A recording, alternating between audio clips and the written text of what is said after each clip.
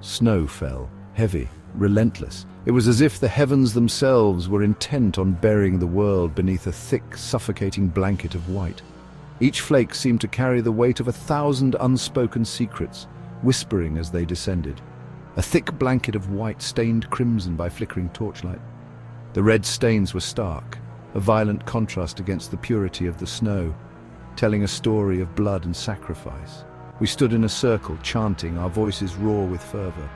The words we spoke were ancient, passed down through generations, each syllable imbued with power and purpose. The cold bittered our exposed skin, but we were undeterred, driven by a force greater than ourselves. The air crackled with anticipation. It was electric, charged with the energy of our collective will. The flames danced wildly as if they too were caught up in the fervor of the moment. In the center, a pyre waited, hungry for its offering. It stood tall and imposing, a grim reminder of the night's purpose. The wood was dry, ready to catch fire at the slightest spark. Our faces, flushed with cold and zeal, were barely visible beneath thick hoods. Only our eyes, glinting with determination and a hint of fear, could be seen. We were bound together by our shared mission, yet each of us felt the weight of it in our own way. Our breaths rose, ghostly plumes against the night sky. They mingled with the smoke from the fire, creating an eerie, otherworldly atmosphere. It was as if the very air around us was alive, watching, waiting. We were united in purpose, bound by ancient rituals and unwavering faith. Each of us played a role, a cog in the great machine of our tradition. We believed in the power of our actions, in the necessity of the sacrifice. Or so I believed until that night. Doubt crept in, a shadow in the back of my mind. I glanced at the others, searching their faces for reassurance, but found only the same unease mirrored in their eyes. The chanting reached a crescendo. Our voices rose in unison, a powerful, almost deafening sound that seemed to shake the very ground beneath us. It was the climax of our ritual, the moment we had all been waiting for. Silas, our leader, raised his arms, a figure of stark authority against the flames. His presence was commanding, his voice steady and unwavering. He was the anchor that held us all together, the one we looked to for guidance. His eyes, reflecting the firelight, blazed with an unsettling intensity. They seemed to pierce through the darkness, seeing into the very souls of those who stood before him.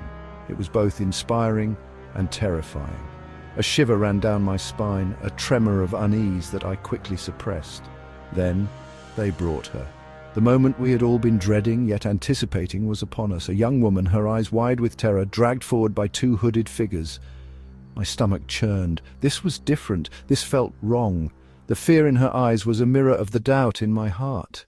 I knew then that something had changed, that our ritual was no longer just a tradition, but a nightmare from which there was no waking. Doubt, like a venomous serpent, began to coil in my gut. The chanting continued, a hypnotic drone, but I could no longer ignore the voice within. It whispered of madness, of blind obedience, of a line crossed. The woman's face, pale and streaked with tears, was etched into my mind. Her fear was palpable, suffocating. The flames roared, casting grotesque shadows that danced around us. The smell of burning wood filled the air, acrid and overpowering. A wave of nausea washed over me. I had to get out, to run, to escape the insanity that had gripped our group. The chanting faltered as my voice trailed off. Silas shot me a look. His eyes narrowed, a silent warning. But the seed of doubt had been sown. It grew, taking root in the fertile ground of my fear and revulsion. I would not be complicit in this, not anymore. Under the cover of darkness, I melted away from the circle. My heart hammered against my ribs, each thud a stark reminder of the danger I was in. The snow crunched under my boots, the sound deafening in the stillness. I glanced back. The chanting continued, a monstrous heartbeat in the night. The flames of the pyre licked at the sky, casting an eerie orange glow on the snow. But they were getting fainter, the sounds more distant. I pushed myself harder, my lungs burning with exertion. The forest loomed ahead, a dark and silent sanctuary. Reaching the tree line, I plunged into its depths, the branches closing behind me like a protective embrace. Freedom. The word echoed in my mind, tinged with both exhilaration and terror. I had escaped, but at what cost? The image of the woman's terrified face haunted me, a constant reminder of what I had left behind. He found me at dawn, Silas. Standing at the edge of the trees, his silhouette stark against the rising sun. His face was impassive, but his eyes burned with cold fury. I was trapped with nowhere left to run. "You betrayed us," he said, his voice low and menacing. "You turned your back on everything we believe in." I met his gaze, my fear giving way to a strange sense of defiance. "What we're doing is wrong," I said, my voice trembling slightly. "We've lost our way." Silas laughed, a chilling sound that echoed through the trees. "Wrong? There is no right or wrong, only power. And we are the chosen ones." He took a step closer, his shadow falling over me like a shroud. Section 5. The Reckoning. My defiance was met with swift and brutal punishment. The air was thick with tension, and I could feel the weight of their judgment bearing down on me. Silas and his followers descended upon me, their blows raining down like hailstones. Each strike was a testament to their unwavering belief in their cause, a cause that saw me as the enemy. Pain exploded in my head, my vision blurring at the edges. The world around me became a swirling vortex of agony and confusion, each moment stretching into an eternity. I curled into a ball, trying to protect myself from the onslaught. My body instinctively sought to shield itself from the relentless barrage, but there was no respite, but there was no escape. The cold, unyielding ground beneath me mirrored the hopelessness of my situation. Their anger was a living thing, fueled by betrayal and righteous fury. It was as if their collective rage had taken on a life of its own, seeking to consume me entirely. I had sinned against their God, and they were his instrument of wrath. Their eyes burned with a fervor that was both terrifying and mesmerizing. Through the haze of pain, I saw the woman's face again. Her features were etched with fear and sorrow, a silent witness to my suffering. Her eyes, wide with terror, seemed to accuse me. They bore into my soul, questioning every decision that had led to this moment. Had I made a difference by leaving? Or had my actions only brought more pain and suffering to those I cared about? Or had my cowardice sealed her fate? The weight of my choices pressed down on me, a burden I could not escape. The beating stopped as abruptly as it began. The sudden silence was almost as jarring as the violence that had preceded it. I lay there, broken and gasping for air, the taste of blood filling my mouth. Every breath was a struggle, a reminder of my fragility. They left me there, a crumpled heap in the snow, a warning to any who dared question their authority. The cold seeped into my bones, a chilling reminder of my isolation and defeat.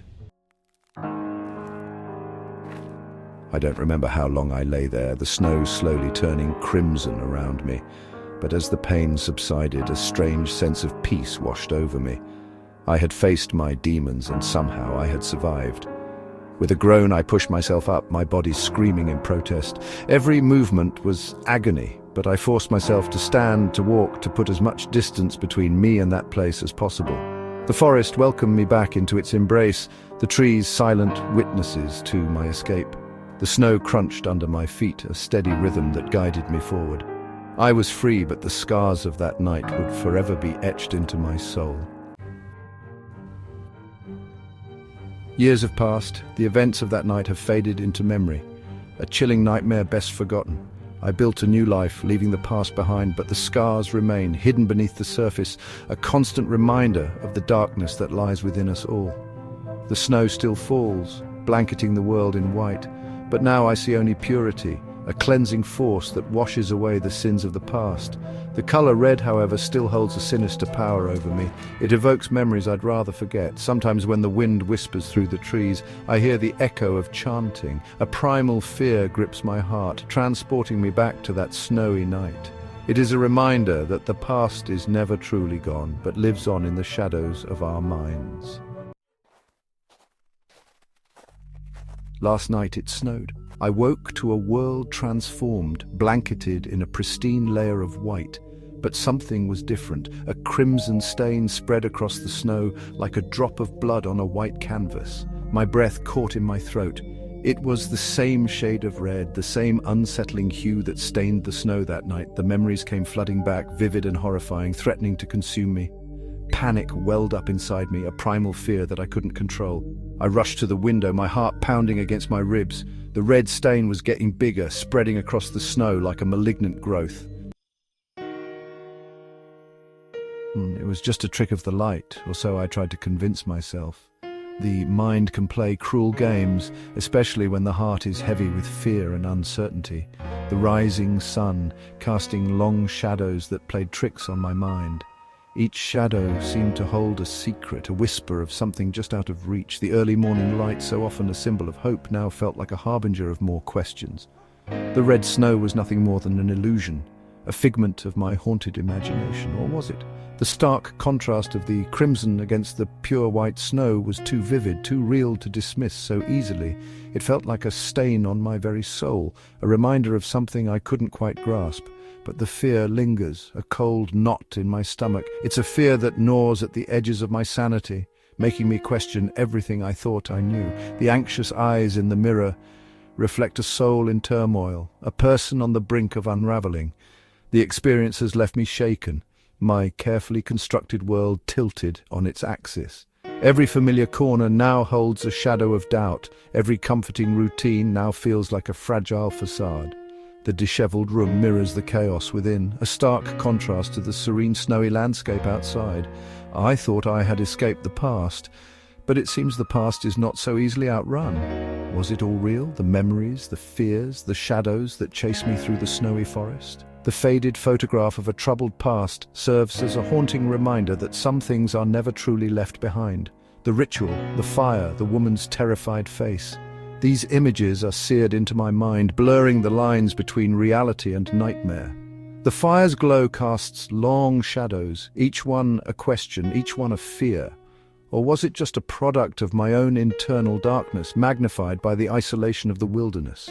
The solitude can do strange things to the mind, making shadows seem like specters and silence like whispers of the past. The troubled expression on my face tells a story of inner battles and unanswered questions. These questions haunt me, demanding answers that I may never find. Each page of the journal, each note scribbled in desperation, is a testament to my search for truth. The snowy landscape, once a place of peace, now feels like a labyrinth of uncertainty. The snow continues to fall, covering the world in its pristine embrace. It's a beautiful, yet deceptive blanket that hides the turmoil beneath. The serene landscape is a stark contrast to the storm raging within me. But I can't shake the feeling that something is amiss, that something evil lurks beneath the surface. The dark figure in the background, the eerie shadows on the snow, all hint at a deeper, more sinister truth.